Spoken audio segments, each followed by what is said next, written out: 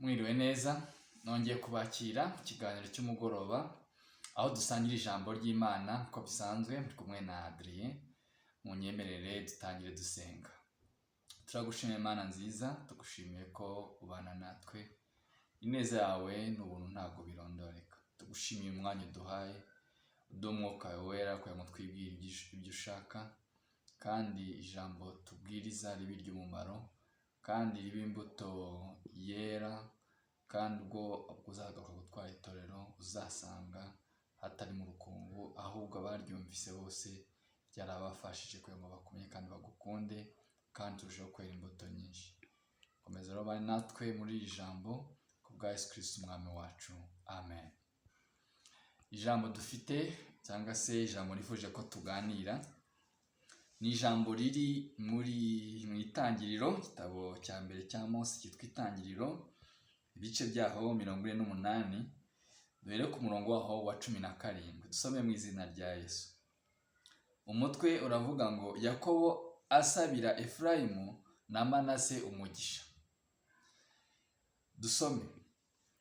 Yosefu abajyana bombi arabamwegereza, abafatisha Efurayimu ukuboko kwe kw'iburyo, amwegereza ukuboko kw'ibumoso kwa Isirayeli. Afatisha Manase ukuboko kw'ibumoso, amwegereza ukuboko kwa Isirayeli kw'iburyo. Isirayeli arambura ukuboko kwe kw'iburyo, arambika ikiganza cyako ku mutwe wa Efurayimu umuhererezi, arambika ikiganza cye cy'ibumoso ku mutwe wa Manase, anyuranya amaboko ye abizi, kuko Manase ari we wari imfura.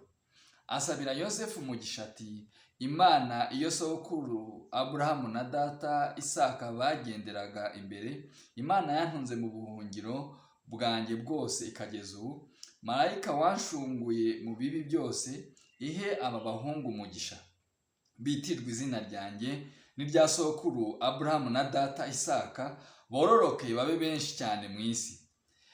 Yosefu abonye yuko se arambitse ikiganza cye cy'iburyo ku mutwe wa Efurayimu, biramubabaza. Aterura ukuboko kwa se ngo agukure ku mutwe wa Efurayimu, agushyire ku mutwe wa Manase.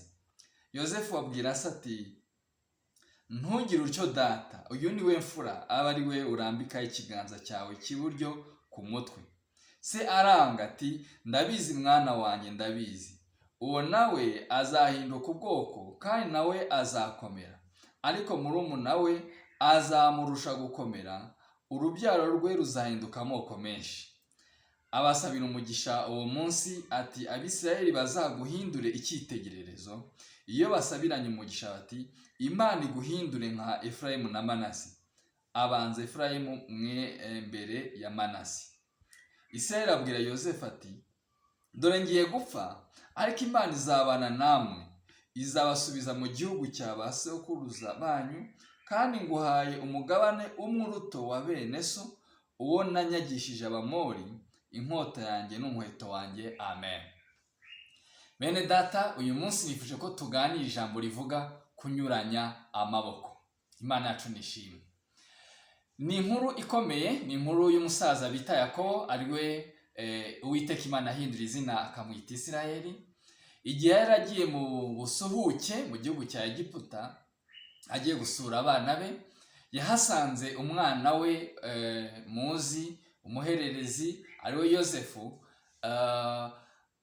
Asanga Imana yaramuhaye umugisha, aramubwira ngo ndashaka nanjye kuguhesha umugisha, unzanire abahungu bawe, unzanire abana bawe, mbasabire umugisha. Yosefu Imana yaramuhaye umugisha, abyara abana babiri, harimo Efurayimu ndetse na Manase. Manase yari imfura, Efurayimu ari umuhererezi. Abamuzaniye mu muco w'Abayuda, umuco w'Abayisirayeli, umwana w'imfura niwe wahabwaga umugisha. Nakwita ko yari afite isumbwe rirengeje umwana wundi w'ubuheta cyangwa se n'abandi bana bakurikira. Noneho umusaza aje Isirayeli, yari yaratangiye guhuma kubera izabukuru, aba agiye gutanga umugisha, afata ukuboko kw'iburyo agushyira kuri Efurayimu. Imana yacu nishimwe. Anyuranya amaboko, mu yandi magambo yatanze umugisha ibiganza bye abigize gutya. uburyo ki Yosefu we yabishakaga, yari yafashe ikiganza cy'iburyo cyo agishyira kuri Manase, icy'ibumoso agishyira kuri Efurayimu, ariko noneho umusaza nubwo atabonaga anyuranya amaboko abishaka. Imana yacu nishimwe. Uyu munsi nifuje ko tuganira ijambo bita kunyuranya amaboko. Imana yacu ijya inyuranya amaboko mu buzima bwacu. Hari ibintu abantu babona bakabona ntabwo uwo mugisha utubereye, ntabwo iryo sumbwe ritubereye, ariko kuko Kristo yagambiriye kuduha umugisha akanyuranya amaboko kandi abishaka.